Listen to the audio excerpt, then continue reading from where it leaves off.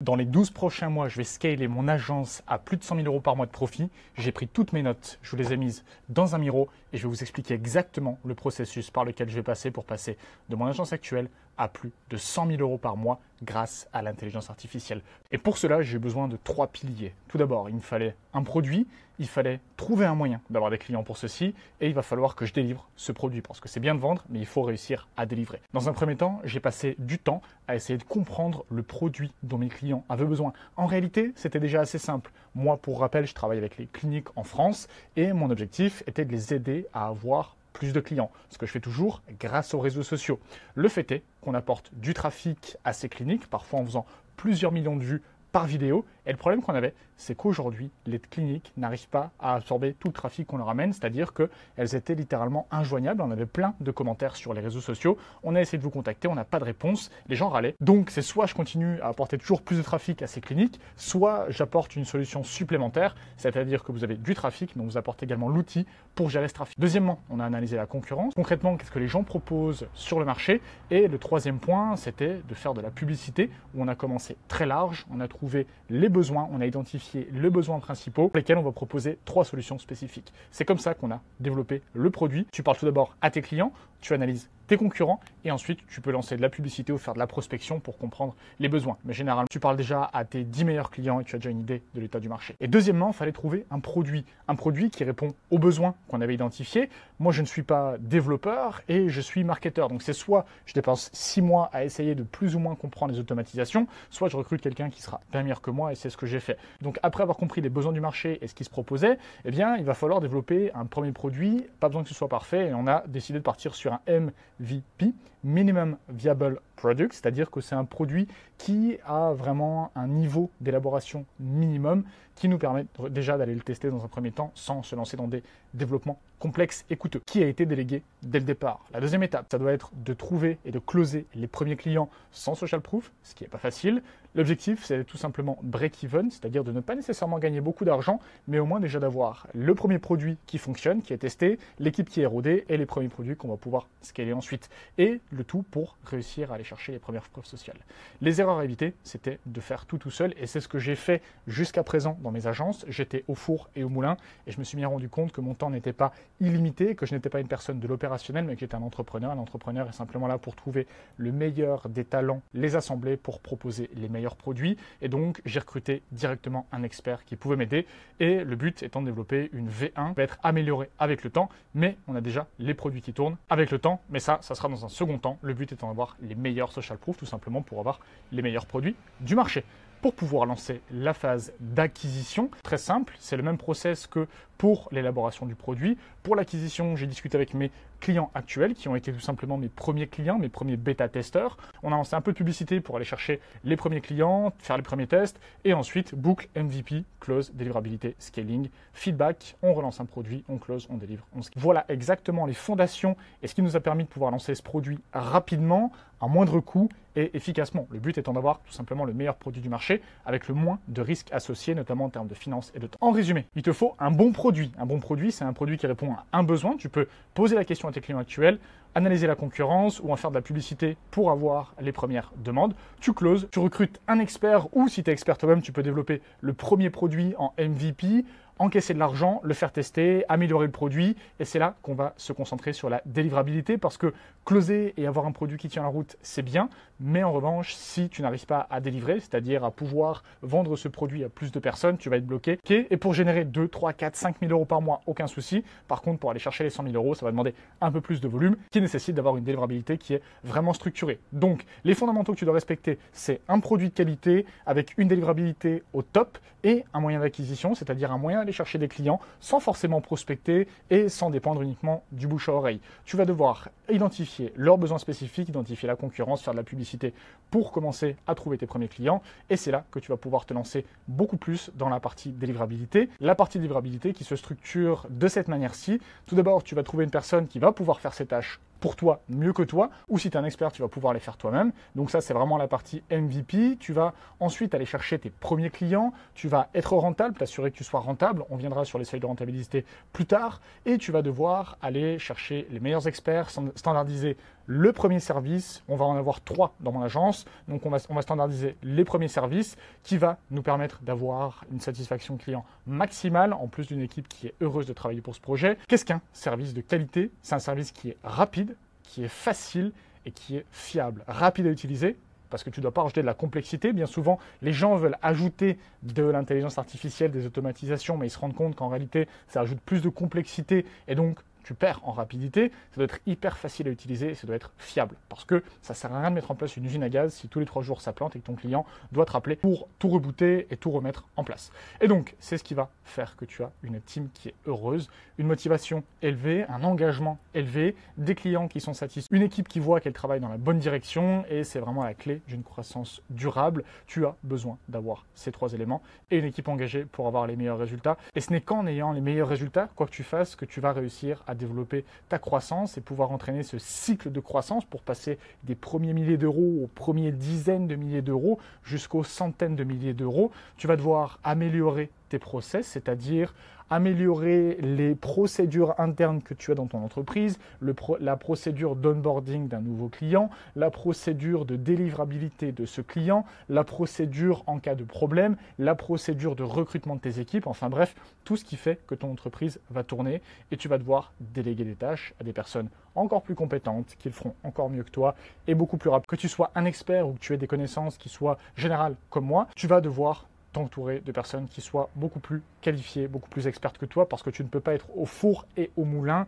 Je l'ai fait dans le passé, ça a marché, mais c'est ce qui fait que tu capes, c'est ce qui fait que j'ai capé à 10, 15 000 euros par mois avec mon activité. Et aujourd'hui, fort des erreurs que j'ai répétées dans le passé, fort de l'expérience que j'ai, je me suis rendu compte d'une chose, c'est que ton succès dépend des résultats que tu vas avoir et tu ne peux pas avoir les meilleurs résultats si tu essaies d'être au four et au moulin, c'est-à-dire dans l'acquisition client, dans la partie vente, dans la partie support client, dans la partie délivrabilité, tu ne peux pas tout faire, c'est impossible. Donc tu dois recruter et c'est d'ailleurs pour ça que les plus grosses entreprises ne sont pas autour d'une seule personne, mais sont articulées de plusieurs centaines, de plusieurs milliers de personnes. Et donc, au moment de scaler, au moment de développer l'activité, tu as 2 possibilités. C'est soit tu vas scaler en vertical, en hauteur, soit tu vas scaler en horizontal sur de nouveaux projets. Et c'était la discussion qu'on avait avec l'équipe technique qui voulait toujours développer de nouveaux produits et recruter davantage de personnes.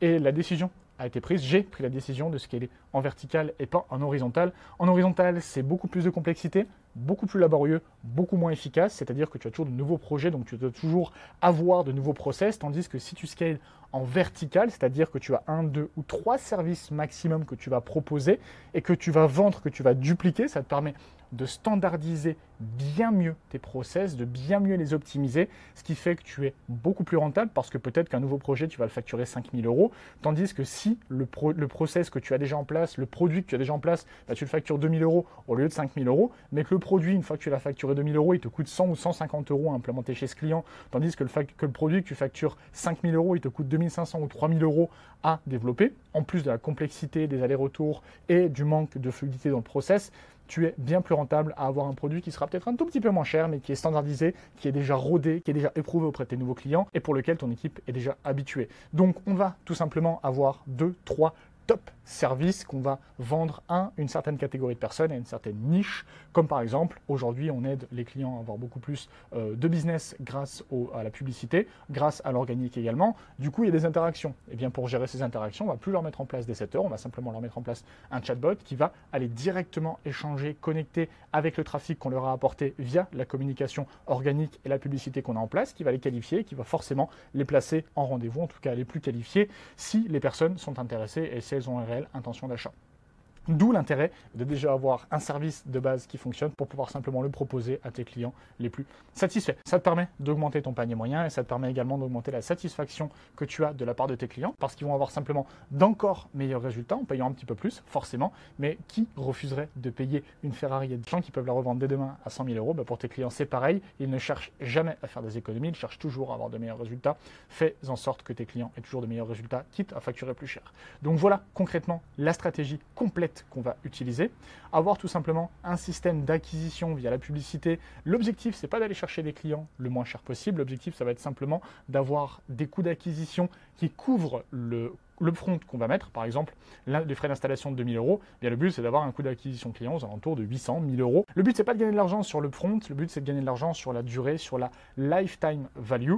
Parce qu'aujourd'hui, avec un coût d'acquisition client maîtrisé, ça te permet de gérer efficacement ton activité. Et tu sais que si chaque 1000 € tu rentres un client, eh bien tu sais que si tu dépenses 30 000 € à la fin du mois, c'est-à-dire 1000 € par jour, tu as rentré 30 clients supplémentaires. Et le but n'étant pas de gagner, en tout cas dans ce type de business model, contrairement à l'infoproduit, l'objectif n'étant pas de gagner sur ce que tu vas closer en upfront, mais l'objectif étant de gagner sur la qualité de ton service, sur la lifetime value de ton client, qui est tout simplement le temps que va rester un client, le temps que va dépenser et l'argent que va dépenser un client chez toi tout au long de son parcours dans ton entreprise. C'est pour ça qu'il faut un service de qualité.